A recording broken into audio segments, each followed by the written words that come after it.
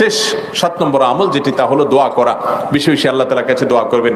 আবু বকর রাদিয়াল্লাহু তাআলা দোয়াটাই করতে পারেন হুবহু, আল্লাহুম্মা ইন্নী আসআলুকা ঈমানান লা ইয়ারতাদ ওয়া নাঈমান লা ইয়ানফাদ ওয়া মুরাফাকাতা মুহাম্মাদিন সাল্লাল্লাহু আলাইহি ওয়াসাল্লাম ফি আলা জান্নাতিল খুলদ।